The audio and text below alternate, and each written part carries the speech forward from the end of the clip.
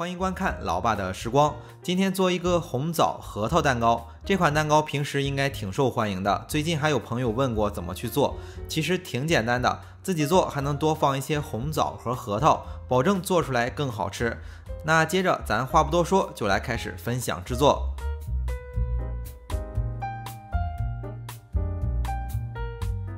首先准备150克的枣肉，就是去核之后的150克。接着清洗2遍，去除表面的灰尘。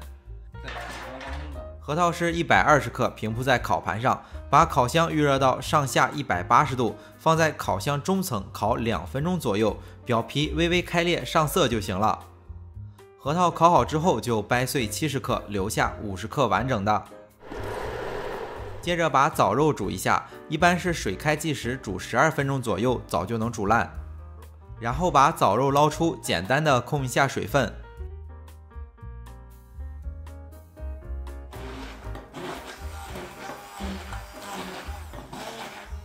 接着用料理棒把枣打成枣泥，不喜欢吃枣皮的可以把枣泥打好之后过筛一遍，但我觉着没有太大必要，这一步很简单。我们来看下一步。打好的枣泥里面先加入30克的红糖，然后搅拌均匀。接着加入20克的食用油，再简单搅拌一下。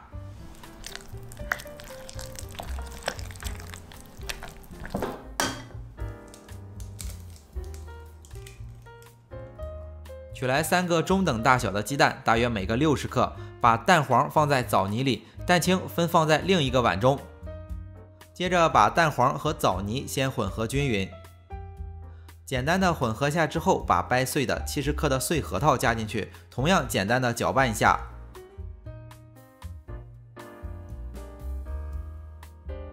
最后过筛60克的低筋粉进去，把面粉和材料混合均匀，这份材料就准备好了。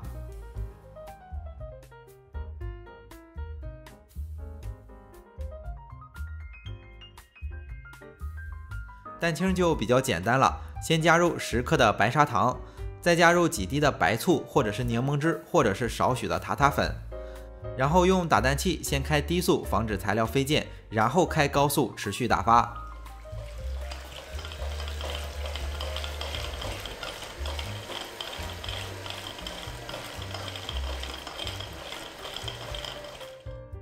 材料打发到中性发泡，打蛋器在材料中拿出来，带有这种弯钩状就行了。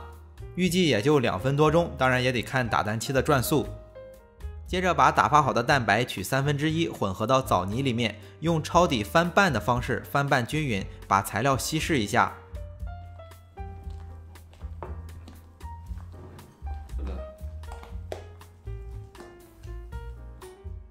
接着把材料和剩余的蛋白混合在一起，同样用抄底翻拌的方式混合均匀，不要瞎搅，这一步时间得快点。